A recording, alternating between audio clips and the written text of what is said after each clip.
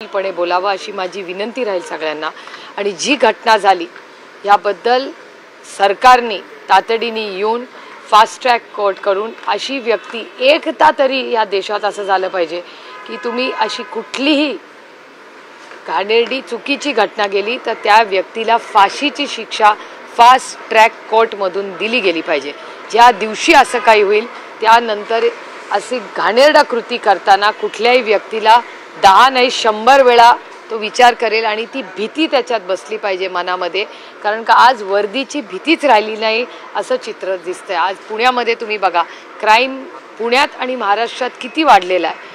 कोयता गँग किती वेळा ती कोयता गँग सारखी गाड्या फोडं घर फोडं करत असते, थांबत कसं नाही। याचा अर्थ वर्दीची भीती ही कुणाला राहिलीच नाही। आणि पोर्शची जी केस पुण्यामध्ये झाली त्या पोर्शच्या केसपासून रक्त सॅम्पल्स बदलायचे, लोक पळून जातात, ह्या गोष्टी घडल्यापासून वर्दीची भीती, ज्या महाराष्ट्राच्या पोलिसांचा मान सन्मान हा लहानपणापासून मी एक आदर्श म्हणून पाहिलेला आहे। आजही महाराष्ट्राचे पोलीस हे देशातलं सगळ्यात चांगले पोलीस म्हणजे महाराष्ट्राचे पोलीस आहेत। पण मग आता काय बिघडलंय त्या डिपार्टमेंटमध्ये आणि ह्याचं उत्तर गृहमंत्र्यांना द्यावंच लागेल। बलात्कार क्राइम अगेन्स्ट विमेन एकीकडे तुम्ही महिलेला 1500 रुपये देताय त्याचं मी मनापासून स्वागत करते, पण त्या महिलेला 1500 रुपये देऊन प्रश्न सुटत नाही। तो तिची सुरक्षितता ही सरकारची जबाबदारी नाही।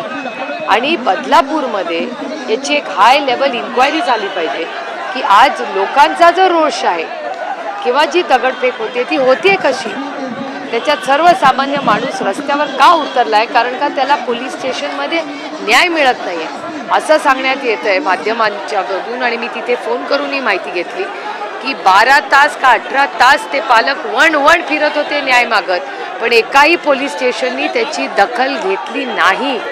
हा न्याय आहे महाराष्ट्रात, छत्रपतींच्या महाराष्ट्रात, शाहू फुले आंबेडकरांच्या महाराष्ट्रात, हा कैलासवासी यशवंतराव चव्हाणांचा सुसंस्कृत महाराष्ट्र। आणि या महाराष्ट्रामध्ये जर एका लेकीला न्याय मिळत नसेल तर ह्या सरकारने मला असं वाटतं राजीनामा दिला पाहिजे। जर तुम्ही तुमच्या लेकींना सांभाळू शकत नसाल आणि तिच्यावर अत्याचार झाल्यावर न्याय देऊ शकत नसाल तर मला असं वाटतं या सरकारने राजीनामा दिला पाहिजे।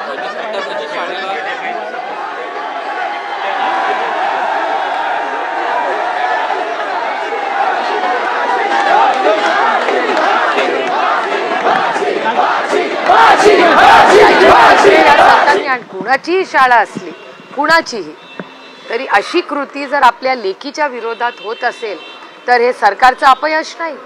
आणि त्याची जर शाळा असा नियम कायदा जर महाराष्ट्र सरकारने लावला असेल तर मला असं वाटतं सरकारचा आपण जाहीर निषेध केला पाहिजे।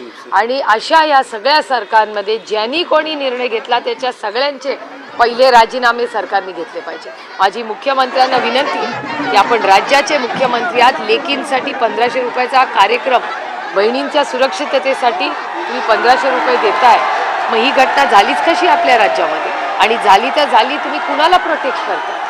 जर संस्था चालक कुठल्याही पक्षाचा असू दे, संस्था चालकाचा आणि राजकारणाचा विषय येतोच कुठे इथे? 1 लाख महिला राज्यातून गायब झालेल्या आहेत आणि त्यातच भयावह परिस्थिती महिला अत्याचाराच्या संदर्भात आहे। मी आज सकाळीही माध्यमांशी बोलताना हे बोललेले की हे सरकार फक्त लोकसभेच्या शॉक नंतर लोकसभेच्या आधी यांना खरंच बहिणी आठवल्या। बहिणी कधी आठवल्या? लोकसभेच्या इलेक्शन नंतर, विधानसभेच्या आधी। आणि त्यानंतर जे सगळा हा जो डेटा हा केंद्र सरकारचा डेटा आहे, महाराष्ट्राचा आणि केंद्र सरकार एकाच विचाराचं।